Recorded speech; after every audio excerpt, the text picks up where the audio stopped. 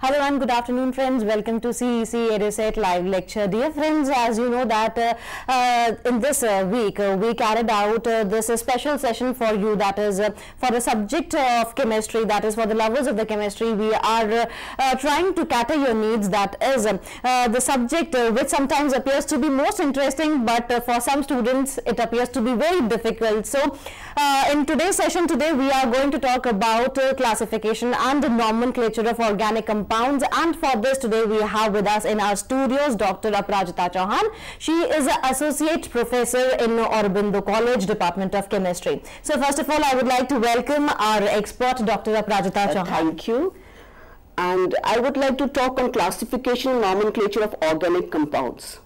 As we know today, organic chemistry is chemistry of hydrocarbons and its derivatives. But it has taken a very long time to reach at this stage.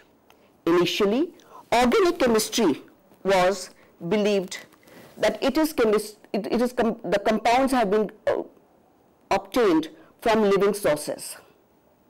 And for this, Lemley said that the origin of organic compounds is from three sources. That is, they can be mineral sources, they can be plant sources, or they can be organic, or they can be animal sources. But later on, and he got evidence, he got support from his workers like Scheele. Scheele had isolated tartaric acid from grapes, then he isolated citric acid from lemon, then came the work of father of biochemistry, Liebig. He extracted hippuric acid from horse urine, and then came the work of Lavoisier, father of chemistry. He said that all the compounds which have been isolated or extracted from plants and animals have carbon and hydrogen. Along with that, sometimes they have nitrogen as well as oxygen. And as we know today, that organic compounds such as proteins have an essential element like nitrogen, and the nucleic acids also have nitrogen. So, we can say that all organic compounds are made up of carbon, hydrogen, and sometimes along with that, we have other elements like nitrogen, oxygen, and sulfur. This led Berzelius to put his vital force theory. According to him, organic compounds cannot be synthesized in the laboratory. They were synthesized in nature under the influence of some mysterious force, and he called this force as vital force. But, believe it or not, blow to this theory came by Wohler, who was student of Berzelius. While heating ammonium cyanate, he was able to get urea, which we know is a very important component of urine. But the believers of the organic compounds of the vital force theory said, no, this is wrong, because urea which we've got has been formed just by heating a pre-existing compound, which is ammonium cyanate. And the composition of both the compounds is same. So what has happened? Nothing except isomerization. That is, one compound has changed its structure. But the final blow came by the work of Kolbe. Kolbe said he was able to synthesize acetic acid in laboratory from elements through a series of reactions without interference of any vital source.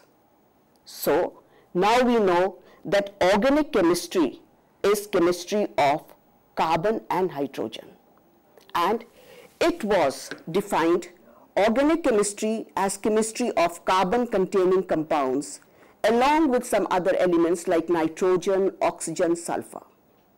And we now say organic chemistry is chemistry of hydrocarbons and its derivatives. But now the question arises, why do we need to read organic chemistry as a separate branch of chemistry? Why can't carbon-based compounds be studied along with inorganic compounds? The thing is, the study of organic compounds, the properties of organic compounds are very, very different from inorganic compounds. Secondly, the study of organic compounds is very systematic, based on the functional groups. Third, we encounter very diverse structures in organic chemistry. What we find next is that organic compounds are very, very large in number. We have billions of organic compounds, and thousands of organic compounds are synthesized every day in laboratory. So the large number of organic compounds is due to catenation. What is catenation? Do other elements not show catenation? Of course they do.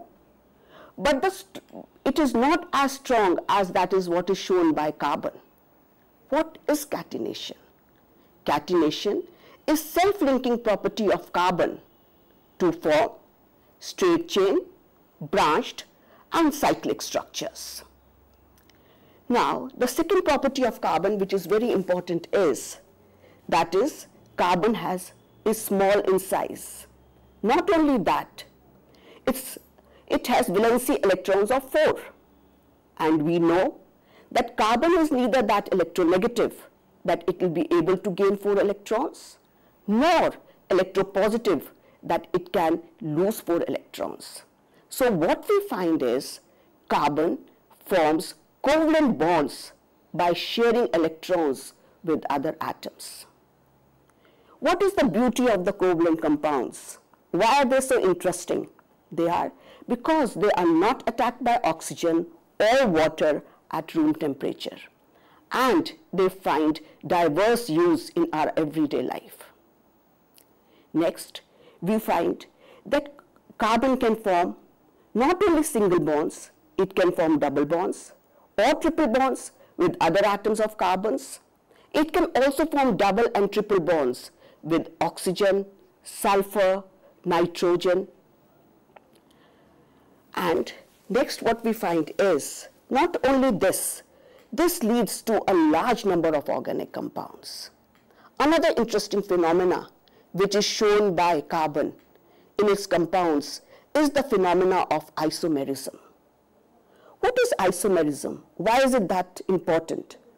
Isomerism is a phenomena when a single compound having one molecular formula can exist in more than 2 or more forms. For example, what we find is that butane, which is having 4 carbon atoms, is a saturated hydrocarbon. It can occur in a straight line as well as it can occur as a branch structure. Not only this, what we find that the functional groups may be different in different organic compounds. In that case, we call it as functional isomerism. For example, aldehydes and ketones are functional isomers. That is, in aldehydes, the functional group is CHO, whereas in ketones, the functional group is C double bond O. Not only this, what we find that the position of the functional group may be different. That is, if we look into butene, we find that in butene, the double bond can be between the first and the second carbon, or it may be between second and the third carbon. So what are these? These are position isomers. So what we find, another example is that this butene can also exist, that is the molecular formula having C4H8 can even exist as a cyclic structure, that is cyclobutane. And so what we find, one molecular formula C4H8, it has so many structures.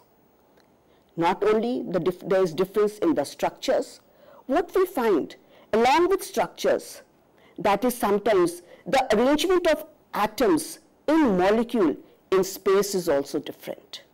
That is, if we look into geometrical isomers, we find that the two two hydrogens are on the same side of the double bond, whereas in the other structure, the two hydrogens are on the opposite side of the double bond. This is called as, this is geometrical isomerism. Not only this, so what we have to do now is to study chemistry of organic compounds as a separate branch of chemistry. The chemistry is very vast. In order to simplify it, what has been done is that organic compounds have been classified on the basis of their skeleton. And if we look into this, what we find, we have two types of compounds. First, that is alicyclic compounds or open chain compounds, and cyclic compounds. Acyclic compounds can be saturated or they may be unsaturated. Not only that, along with that, we have some functional groups also, as we can see in this slide, that acetic acid has a functional group COOH and acetone has functional group CO. What are cyclic compounds? Cyclic compounds are of two types. That is, they are ring structures. They are alicyclic compounds and they are aromatic compounds. Now the question arises, why do we have to differentiate between the alicyclic compound and the aromatic compound? Alicyclic compounds are those compounds which are cyclic compounds but which resemble aromatic compounds in their properties. And what are aromatic compounds? Aromatic compounds also have a ring-like structure, but as you can see, they have a delocalized pi electron cloud. That is, it gives it unusual stability, and they obey Huckel's 4n plus 2 pi electron rule also. Now, these aromatic compounds can have two types of structures. In one, we find that they have a benzene-like molecule, which is known as benzenoid molecules, benzenoid structures. In other structures, we find that two rings are fused together. They are known as non-benzenoid structures. Not only this, aromatic compounds may be even heterocyclic. Now, what do we mean by saying heterocyclic? That means one carbon atom is one ring atom is other than carbon. It can be oxygen as seen in furane, or it can be nitrogen as seen in pyrrole. These are aromatic compounds. Below that we see non-aromatic heterocyclic compounds. Non-aromatic heterocyclic compounds will show the properties of alicyclic compounds, that is, they will behave like normal aliphatic compounds, and in them what we find is heteroatom. In case of cyclic ethers is oxygen, and in case of cyclic amines it is nitrogen. Another way of classifying organic compounds is on the basis of their functional group. What is a functional group?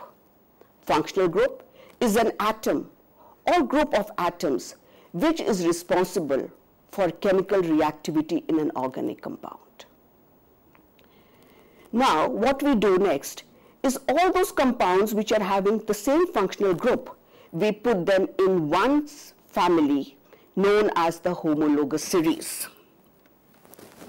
What is a homologous series? What is the benefit of putting organic compounds having same functional group in the same homologous series?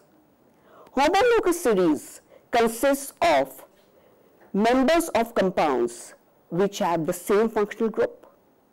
They have the same general formula, and the methods of preparation is same. They have same chemical properties, and they show gradual gradation in physical properties. This makes study of these compounds quite simple and systematic. As we can see, in case of alkenes, the functional group is C double bond C. The general formula is CnH2n, and the compound is named, the first compound is named as ethylene. Not only this, what we find is that all other compounds are derivatives of these hydrocarbons, that is alkane, alkene, alkyne, benzene or alicyclic compounds, and they are formed by replacing hydrogen of these groups by these functional groups such as aldehyde, CHO, ketone, CO, carboxylic acid, COOH, acid anhydride, the functional group is COOCO. In case of esters, again we see a functional group COOR. Acid halides have functional groups COX and so on. Now again what I have tried to do is again to make it further clear to you that I have placed different functional groups, different compounds in different, and I have shown the homologous series along with the general formula and their functional groups. So what we find is alkanes form one homologous series, alkenes another, alkynes the third one. Now it comes, after classifying organic compounds, the question comes, since we have millions and millions of organic compounds, how to name them? First, originally when it was believed that organic compounds were obtained from only living sources, they were named by trivial system. What is trivial system? That is, the compounds were named on the basis from where they were extracted or on the basis of some other property. But the modern system of naming is the IUPAC system, that is International Union of Pure and Applied Chemistry, and in this meetings are held from time to time, and the latest meeting was held in 1993 in Geneva, where these rules are modified and these compounds are named accordingly. What we find is, like if we have to name a normal alkane, what is an alkane? Alkane is a saturated hydrocarbon made up of carbon and hydrogen, and there are single bonds between carbon and carbon. How do we name it? We name it by giving it alk and ane. What does alk show? Alk shows the number of carbon atoms in the molecule. For example, meth will indicate it has one carbon in it. Eth indicates it has two carbons in it. And ane indicates that the compound is having single bond between carbon and carbon. So in a very systematic manner, what we come is we derive at the root name of the compound, which is the basic name, and we can name up to 100 or more atoms in this, compounds in this, in which we say if a compound is having 10 carbons, we name it as decane. We have no problem till naming till compound having 3 carbons, because it does not show any type of isomerism. But when we go to a compound having 4 or more than 4 carbons, what we see, it can exist in 2 forms. One, it can have a straight carbon chain. In second case, it can have a branched carbon chain. If it is a straight carbon chain, we simply name it as N-butane. But means it is having 4 carbons, and ane means that it is having single bonds between carbon atoms. The other structure what we find is we can write a branch structure. What we find in branch structure is that the second last carbon is ending in 2 methyl groups. Such a naming in trivial system, it is named as iso, and taking into consideration all the 4 carbons of the compound, we name it as isobutane. Similarly, when we go to pentane, we find a normal pentane, a isopentane, where again second last carbon is ending in 2 methyl groups, and then we have neopentane. What is neogrouping? A neogrouping is a grouping where the second last carbon ends in 3 methyl groups. Now, further, before we go further, we have to see what type of carbons can a compound have. It can have a primary carbon. A primary carbon is a carbon which is attached to one other carbon or no other carbon, as is the case in methane or ethane.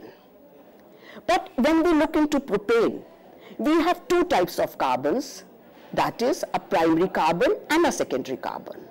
A primary carbon is a carbon which is attached to one other carbon, and secondary carbon is a carbon which is attached to two other carbons. Now, if I look into isobutane, it has a tertiary carbon which is the center carbon. This tertiary carbon is attached to three other carbons. And if we look into the structure of neopentane, it has a quaternary carbon. A quaternary carbon is a carbon which is attached to four other carbons.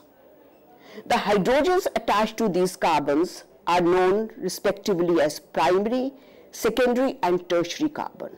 We have no quaternary hydrogen because quaternary carbon is attached to four other carbons. Now, these were the trivial names. We have to go on to IUPAC naming, which we find is very, very scientific, and we have to follow certain rules while naming the organic compounds. Today, we'll be first taking up naming of alkanes, and from there on, we'll go on to more complex molecules. When we talk of alkanes, first of all that we have to do is to choose the parent chain, which will tell us what is the part of alk, that is how many carbon atoms are there. So in this case, we will take the longest continuous carbon chain as the parent chain.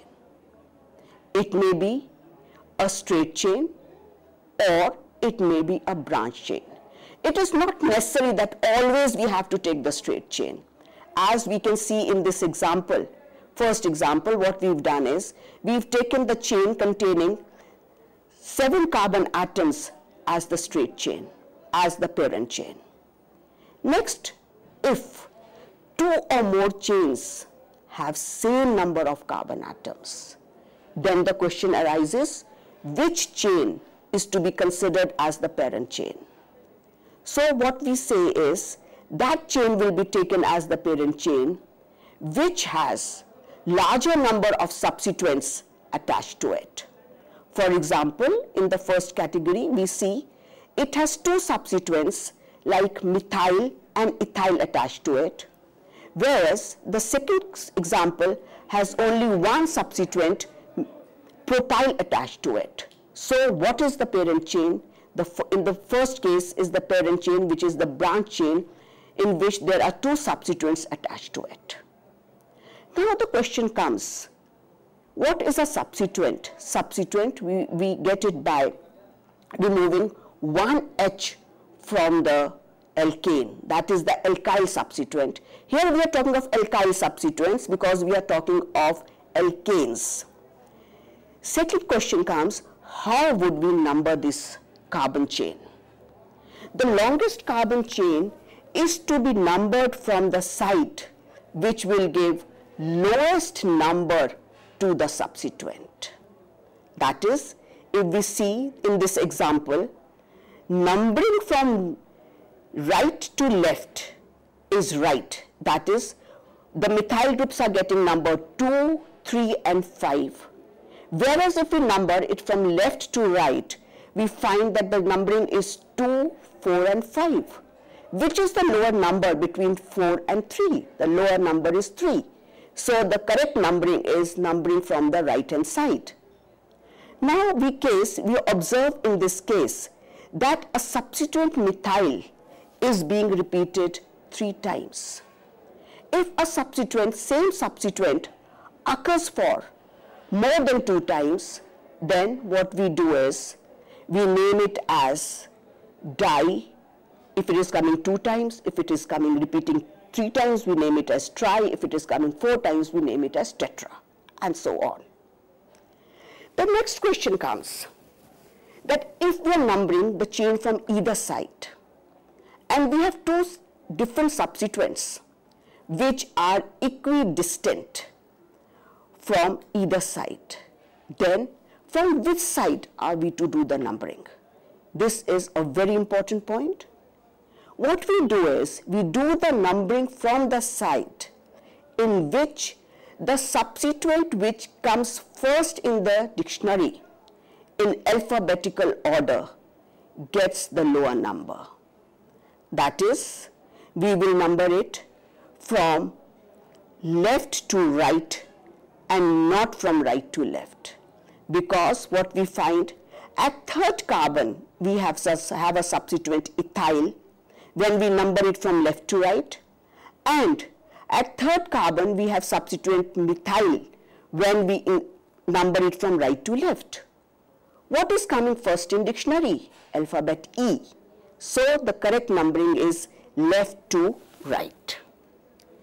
Now the question comes, these were the simple alkyl substituents.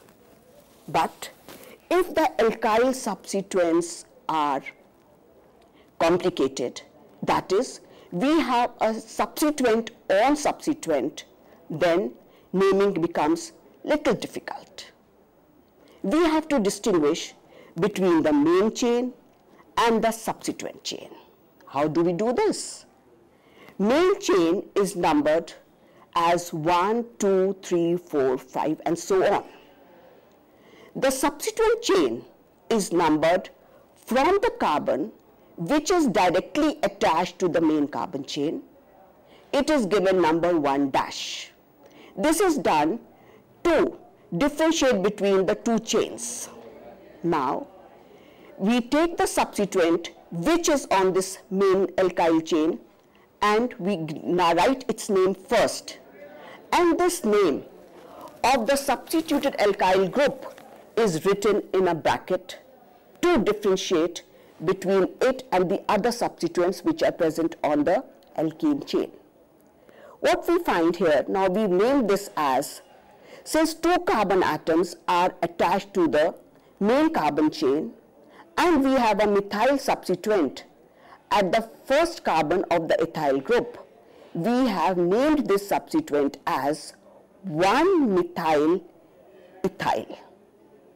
And since this group is attached at the fourth carbon of the carbon chain, we have named it, the whole name becomes 4,1-methyl ethyl heptane, since the main carbon chain has 7 carbon atoms in this. Not only this, if we look into the example 3, what we find is that there is not only a complicated substituent, there are two simple substituents also present on the carbon chain. In this case, now we have to decide the alphabetical order of the various substituents. What we do here is, we take the name of the complex substituent is considered to begin with the first letter of its complete name. That is, if I look into this example, I will take methyl, M of methyl, to represent the whole name methyl propyl. And since the methyl groups are coming 2 times on the main carbon chain, at the second and the seventh carbon, I will take the word D here. So what comes first in the dictionary is D. So this compound would be named as 2,7-dimethyl 5,1-methyl propyl nonane, since it has 9 carbons in the main carbon chain. Not only this, if the complicated substituent, as in the last example, is occurring 2 times, now we will not use the word di. We will use the term bis to indicate that this complicated substituent is occurring 2 times on the ring. That is, I will name this compound as isobis 1-methyl ethyl nonane. So the full name of this compound becomes 2-methyl 4,4-bis 1-methyl ethyl heptane. Now we look into more examples and see how would I name a full alkane molecule. What I'm going to do, what we've done here is, we've taken the longest carbon chain which is the branch chain, as the parent chain. I am numbering the substituent from the side in which the ethyl group is getting lower number, and then I name it as 2,3-ethyl, and at 4th and 5th carbon I get 2 methyl groups, which I will name now as the whole compound as 3-ethyl 4,5-dimethylheptane. Here you will see that the alphabet that has been taken into consideration or which has been given priority is E, because here we are comparing the two alphabets E and M. D is only indicating that methyl group is coming 2 times, it is being repeated 2 times, and we do not write the name as 5-ethyl 3,4-dimethylheptane. That would be wrong, because here we are giving higher number to ethyl and we are giving priority to the methyl group. Please remember, we have to give priority to that group which comes first in the dictionary alphabetically. Next example is quite simple. I think you can do it yourselves. That is, here what we find is that if I number the chain from right hand side, we are getting number 2 at the methyl group, whereas if I number the chain from the left hand side, we are getting 3 locant at the 2 methyl groups. So now the name would be 2,6,6-trimethyl-octane. Now since here we are concentrating on the full name of the organic compound, what you have to see in these examples is that when we are writing numerals or locants, they have to be separated by commas. That is 2, 6, 6. Then we've got to have a hyphen. And the last word is written in continuation, there's going to be no hyphen. But between the two substituents, there has to be a hyphen. That is, if I look into the first example, it is written as 3-ethyl dash 4,5 dash dimethylheptane. If we ignore or if we miss out on any one of these points, for example on a comma or a hyphen, then the naming would be wrong. The whole thing would be considered wrong. It is just like maths, that if you do one step wrong, you get the next step wrong. The next functional group have alkanes, unsaturated hydrocarbons are alkenes. What are alkenes? They have carbon-carbon double bond. Why do we name them as alkenes? Alk will indicate the number of carbon atoms, and ene is replacing ane. So what we see, since in A, if I write it as alkyne, it would be wrong, because 2 vowels are coming together, that is A and E. In case 2 vowels come together, then in that case, we drop the first vowel and we write the compound as alkene. Now, the first member of this series is ethene, which is having 2 carbons and a double bond. Next is propene, which is having again a 2 carbon and a double bond and 3 carbons. The common name is propylene of propene, which is derived by dropping ane of alkane and replacing it with YLENE. We again have no problem till propene. But when we come to butene, again we find here that butene can have 3 isomers. That is, the position of the double bond can be different. In that case, we have to specify the position of the double bond. That is, if the double bond is between first and the second carbon, it is written as but1ene, and if it is between the second and the third carbon, it is written as but2ene. In the old system, 2 was written before the root name, that is, it was written as 2-butene.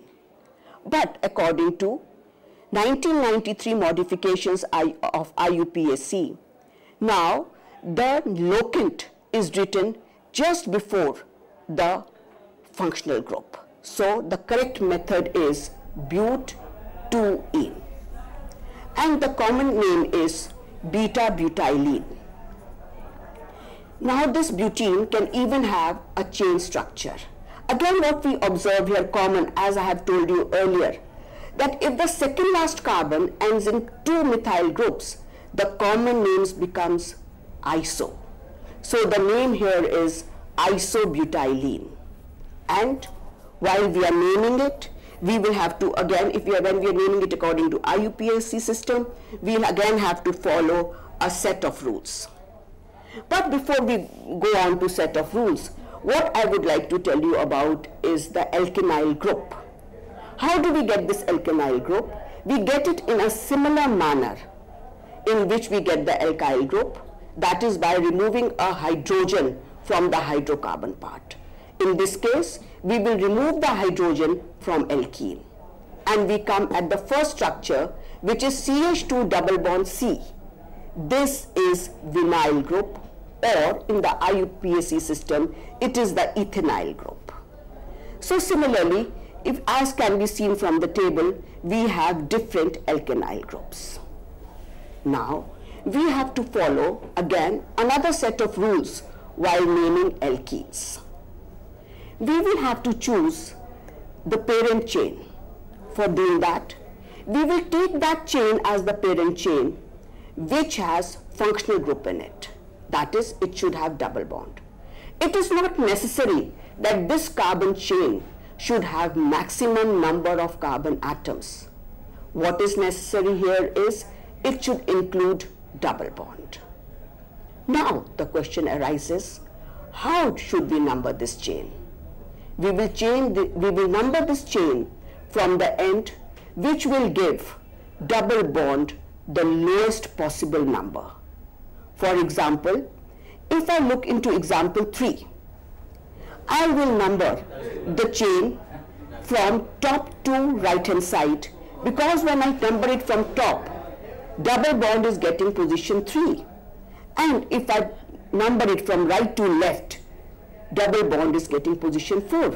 What is more important is that the double bond should get the lowest possible number, irrespective of what the number the substituent is getting. That is not important. What is important is that we have to give lowest number to the double bond. Now the second case is, supposing double bond and the substituent are getting the same number. That is, if I number the chain from one side, the substituent is getting lower number as well as the double bond is getting lower number. Then we will number it from the side in which both the substituent as well as the double bond gets the lower number. Now we will go on to naming of alkynes. That is, compounds containing C triple bond C.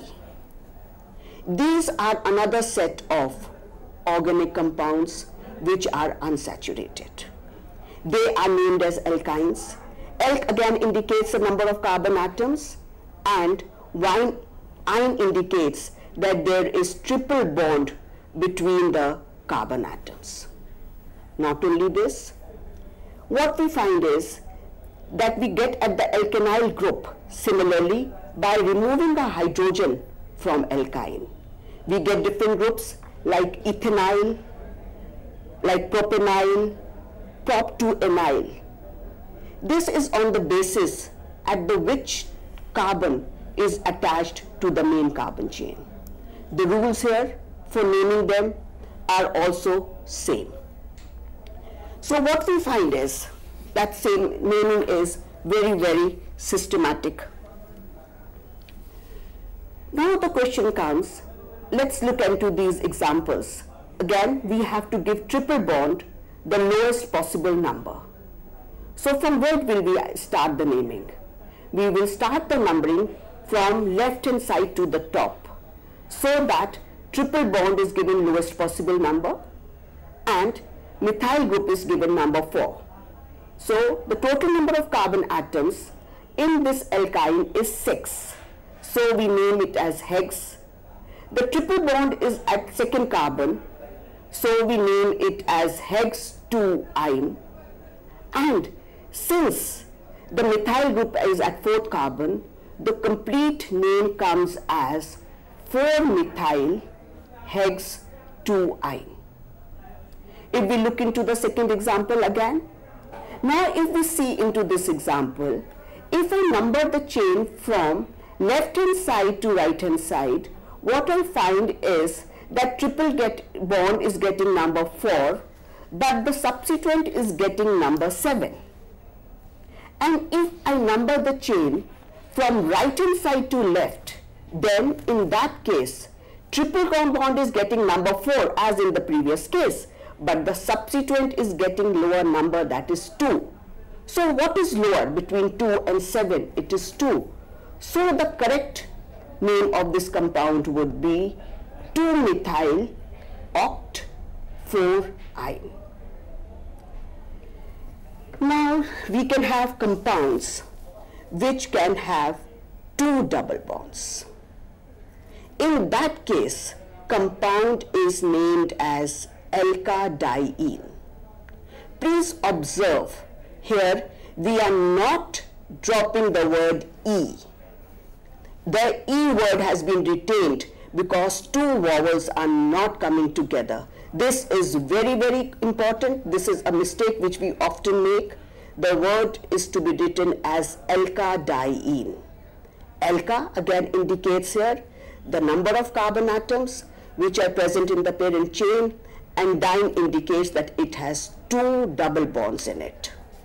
Now what we have here is, if I look into the first example. Sorry to interrupt you, ma'am, as we have a very less time left with us.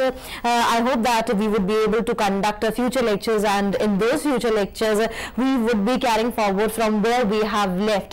So we discussed about the IUPAC name, that is IUPAC name, as well as we discussed about alkane, alkenes and alkynes, as we have left here with alkynes, and in our next session we are going to talk about alkynes and many more things with the help of Dr. Aprajita Chauhan. Organic chemistry is her core area, that is her area of expertise. I hope that you all have liked this lecture, and we wish you to be connected to us. Thank you, ma'am. Thank you so very much.